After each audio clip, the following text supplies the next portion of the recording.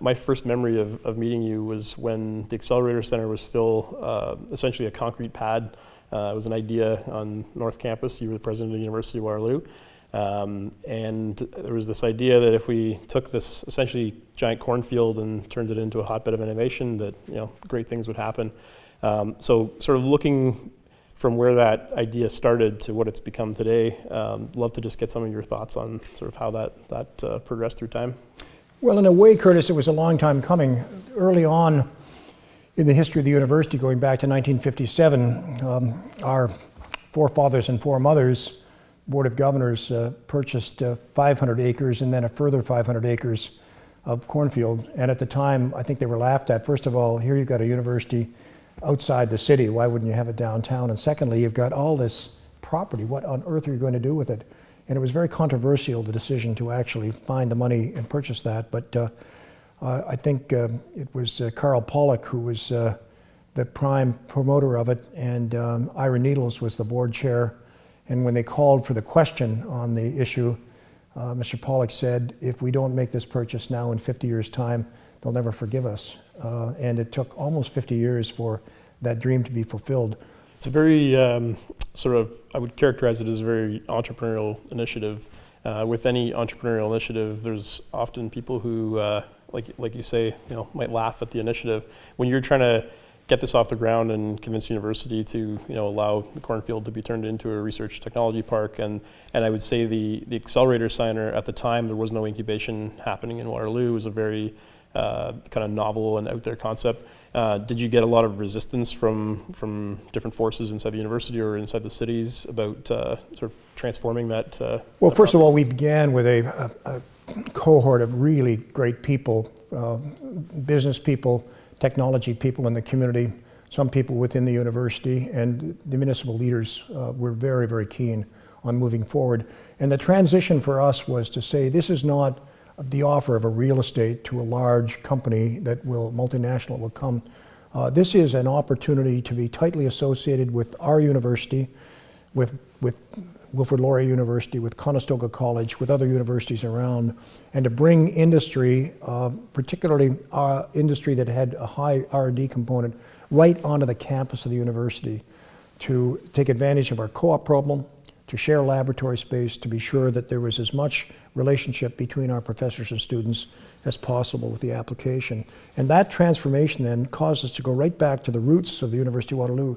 It was started by local business people who said we need an engineering school in this community. And once we did that, we found just a huge number of people that were saying we're on board. And so the first agreement for a business on the campus was the company that was Wattcom. It was built out of the Fortran computer language becoming Watt 4, and then Watt 5, and then Wattcom, which was bought by Sybase. That was the first one. The second company was OpenText, which came out of the Waterloo's pursuance of the Oxford English Dictionary project. The third was the building that housed the Accelerator Centre. And that was when we had grants from 4 levels of government that got it off the ground. The first grant was from the City of Waterloo of $6.5 million, and they took money allocated for roads, bridges, and sewers around that campus and were able to develop the infrastructure around. The second was the regional government of Waterloo that says we'll match that. And then with that $12.5 million, we got a match from the province of Ontario and a match from the government of Canada. And that's where we began to go. The third building then was a multi-tenant building, but the first floor of it was to be an Accelerator Centre. So the capital money for that came out of this large grant, but the university had the obligation then to manage, run, operate an Accelerator Centre for incubating companies for the first 25 years. Well, it's been amazing to see. I mean, you could argue that the Accelerator Centre was the jump-off point for groups like Velocity, Communitech, that all kind of got their start either physically there or at least in sort of principle, using the Accelerator Centre as the proof point. Quite so, back and forth, drawing already from some activities were there. Communitech was already in existence before the Accelerator Centre. Communitech was absolutely essential. It was one of those essential ingredients because it brought together so many high-tech companies and so many entrepreneurs that wanted this to happen. And then so many other partners that were essential to it. It really is a story of collaboration, of imagination, and looking outwards. with some challenges at the beginning, but the momentum now is so strong that one would never think of deflecting it, rather just growing it. Yep. So if we look sort of forward to today, Waterloo has had a tradition of entrepreneurship, not always in the form of tech, largely in sort of manufacturing. Ian Klubman from Community Tech talks a lot about the tradition of barn raising, which he credits for the idea of sort of everyone pitching in, helping each other build their businesses today. But more recently, we've had a focus on manufacturing and on insurance. And I guess in the last 10 years, arguably timed with the launch of the AC and the research park, there has been this pretty steady march towards an economy based on innovation. If you look at what's happening today in downtown Kitchener, huge revitalization, arguably driven almost exclusively by technology. When sort of looking back to then, did you imagine or even hope that was sort of what the outcome would be in terms of where we've I think we were very optimistic because the ecosystem is so strong in Waterloo Region. We weren't certain of the shape it would take, but certainly a great deal of enthusiasm and hope. One, the pragmatism, though, of making it sustainable. Two, the practicality as well of resilience, that you can't anticipate the future in detail. What you can anticipate is that it will change, the circumstances will change. And how do you ensure you have the resilience, the imagination to adjust to that change and to welcome change as your friend? Because if you understand it well enough, you get a competitive advantage. You mentioned the insurance industry. Waterloo is known for the insurance industry. We were worried about losing the insurance industry in Waterloo back about 1960 when co-op moved from the Faculty of Engineering into the Faculty of Science, because a couple of executives from the insurance industry came to the president and then to the chair of the small department of mathematics and said, we think we may lose the insurance industry in Waterloo because we can no longer get actuaries from Scotland who come and provide the mathematical skills. And there are only two universities in the country, Laval in French and University of Manitoba in English, that graduate people in actuarial science. We want to have you do something there. The head of math said, well, we'll send you some of our good applied statistics students when they graduate and you can train them to be actuaries. He said, no, we want you to do what's done in the Faculty of Engineering. We want those students in their second term. They'll do their first term academic, their second term with you, third term academic, fourth term with us. So we'll duplicate the co-op system of engineering. And so when your student has graduated with us as their partner, they'll be about 2/3 of the way through their actuarial profession qualifications. That brought co-op out of the Faculty of Engineering to the rest of the university. We're now the largest co-op university in the world. I wouldn't start a university tomorrow without there being co-op. And that not only transformed us, but it transformed the insurance industry. And of all of the disciplines where we do very well at the University of Waterloo, and you're always saying, is this discipline in the top 10 in North America, so on? Actuarial science would be the best in the world. Now, it's a relatively small discipline, but unquestionably, I think in the English-speaking world, when you look at the best actuarial science, scholarship, teaching, training, profession, it would be there, and it all comes from that collaboration.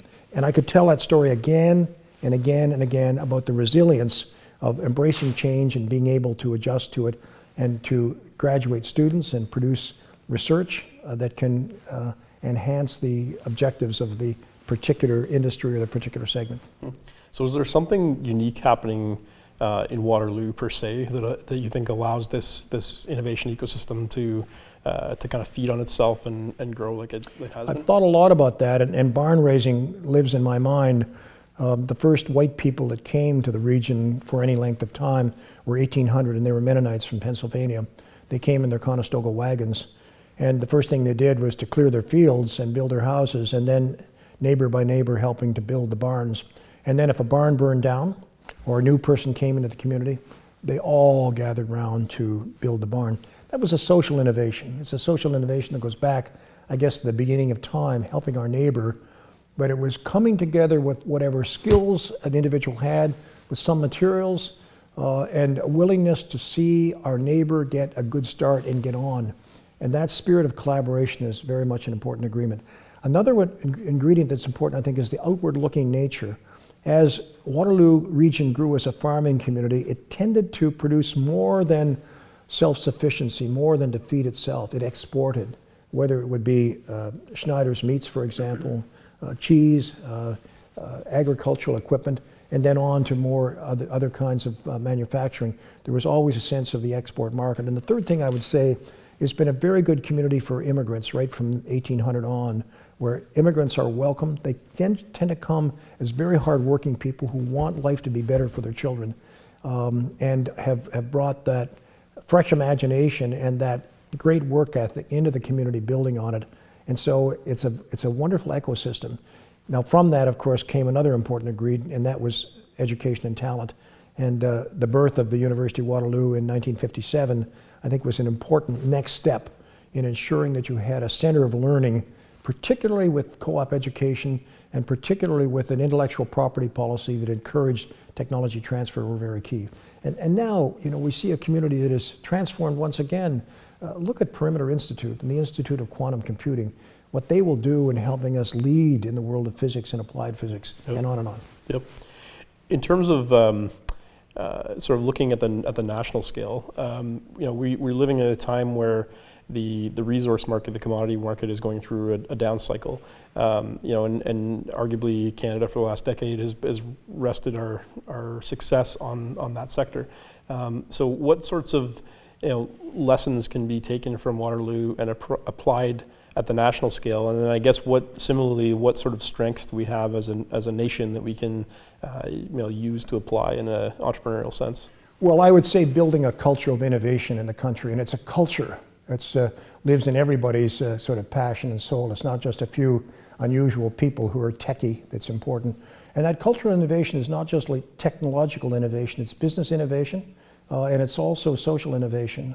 It is doing things better in a variety of ways. I think what Waterloo offers to the country is a willingness to embrace change, not to be overcome by change, not to be paralyzed by it, and not be frozen in the past, to be able to look around corners, to look into the future. The other thing I would say is Waterloo is also a very caring community. Barn raising is not simply about the technology of raising a barn. Barn raising is about helping your neighbor earn a living and raise a family and build a community. When I was installed in this job, the title of my speech was A Smart and Caring Nation, a Call to Service. Both adjectives are important, smart and caring. And the way you build a smart and caring nation is to start with smart and caring communities, exchange the stories, lift the standards, raise the aspirations across the country. And that's why I think Waterloo is such an important beacon for all communities across the country. When you collaborate, when you have a sense of outward looking, when you embrace change, and when you rely on one another and enhance the strengths of one another, good things happen. If we look at the other side of it, so one of my experiences, and I think it's been said by a number of my peers as well, is often when we want to go get a customer, we have to look outside of Canada to get our first customer, right? We're trying to push a different way of thinking, and it's often hard to get Canadians to buy the first time. They're happy to buy a second and third time. What role of government, if any at all, is there in helping to create that culture of innovation, right? To get us over that sense of, just maybe fear is not the right word, but fear of change. I think you're absolutely right. What we need is more 95.5 companies, 5% of their business is in Canada, 95% outside of Canada, and not most of that in the United States to venture beyond.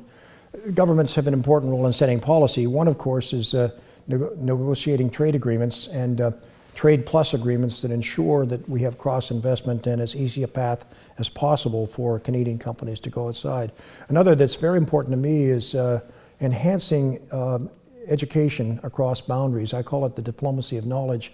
But at the present time, only 3% of undergraduate students in Canadian universities go abroad for a work term or for a volunteer internship or for an academic exchange. That should be 100%. The best way to learn to trade with the world is to visit with the world. And equally, bringing students from other countries into Canada. If you want to do business with another country, let's say Paraguay, the best single thing you can do is to have some students from that country come and study with you and go back home.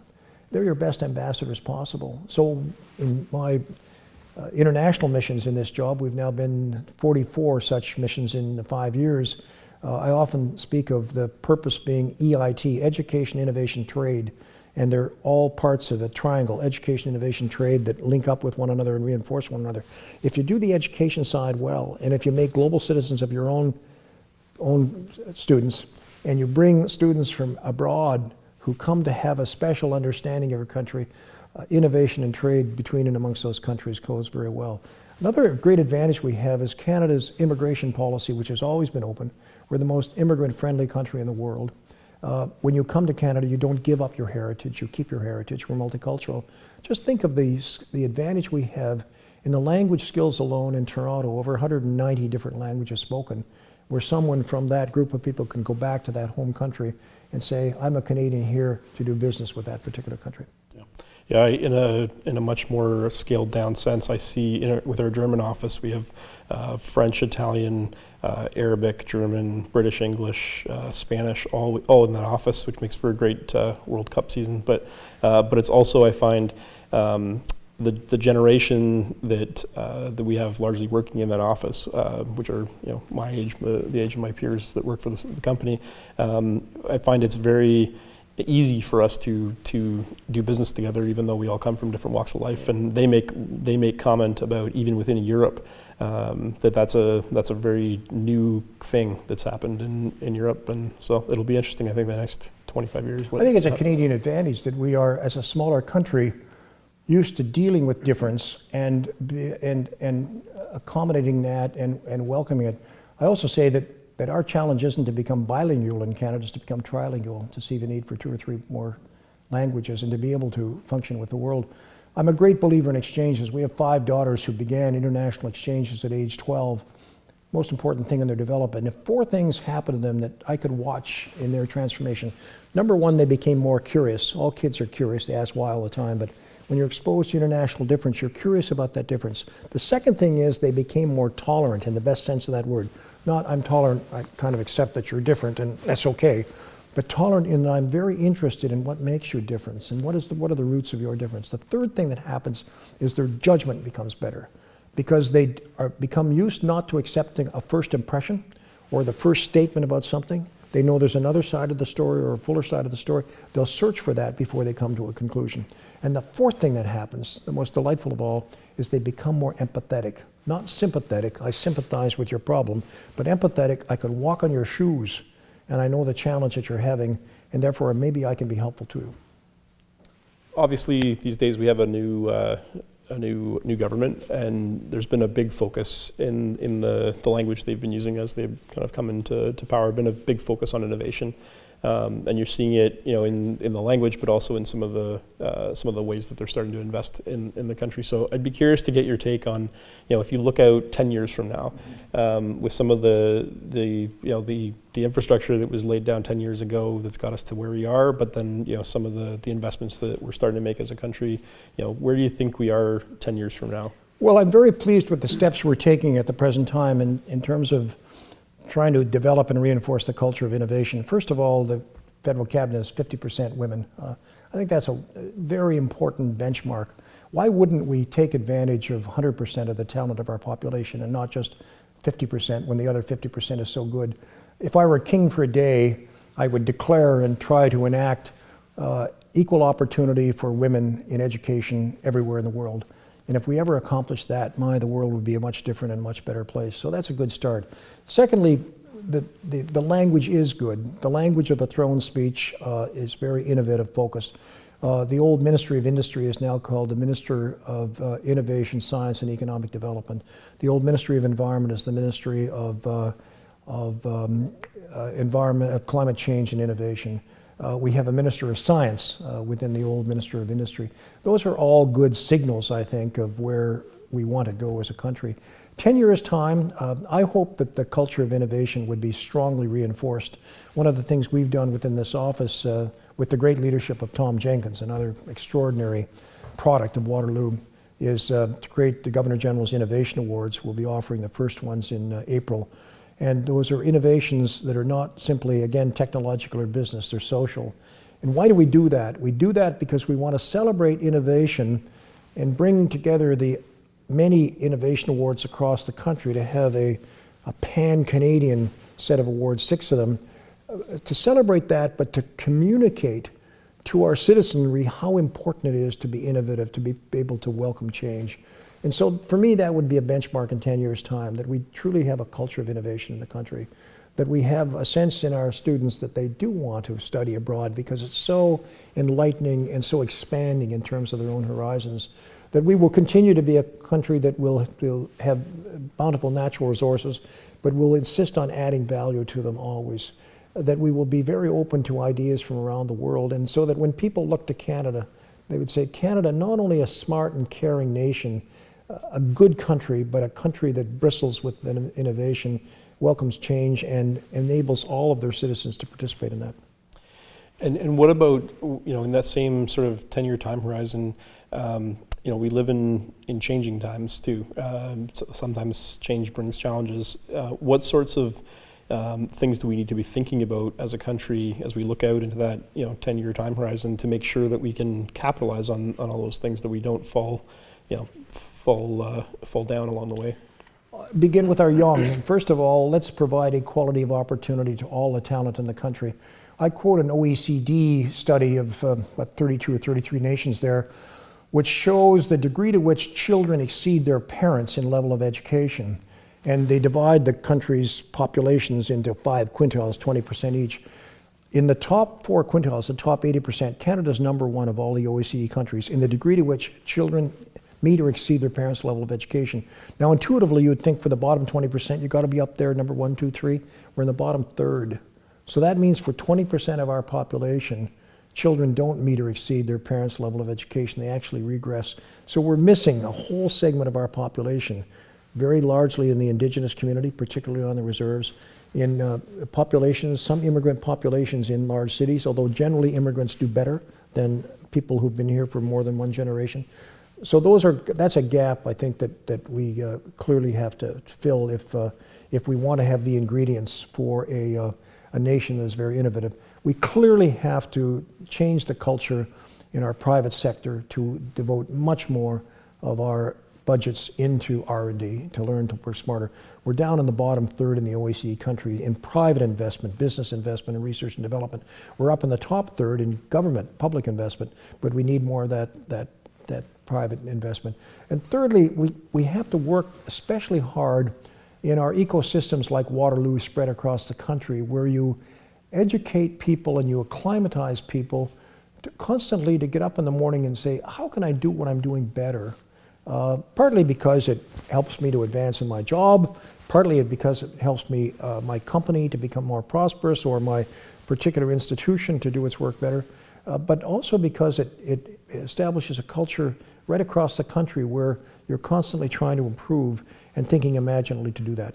So what can we do as the private sector, and whether that's a startup or a scale up or a well-established company, what can we do to help barn raise, to help bring this innovation culture to life in Canada? Well, Curtis, I think you help to shape our government policies so that the policy framework is conducive to good business, to good institutional development, but to recognize that self-reliance is absolutely crucial in this, and to try to duplicate so many of the good things that you have seen and helped to lead in the Waterloo region, where there is a high degree of self-reliance, there's a high degree of imagination, there's risk-taking of the right kind, not foolish risk-taking, but the good entrepreneur is not a wild risk-taker. The good entrepreneur is a person who sees around corners better than most of us, can see the promise around the corner, and is pretty good also at calculating and calibrating the risks and the dangers between here and around that corner, and how you mitigate those risks. It's that kind of creative thinking and measured risk-taking that we need. And because governments have so much responsibility for education, I would say you want to be sure that your educational institutions, beginning in your primary schools, are teaching that kind of creative, collaborative, seeing around the corner thinking. Right. Thank you very much. Great to be with you, and congratulations for you and Miovision as the first graduate of the Accelerator Centre. You bear a heavy responsibility now. Yeah, we've felt it for the last 10 years. Good.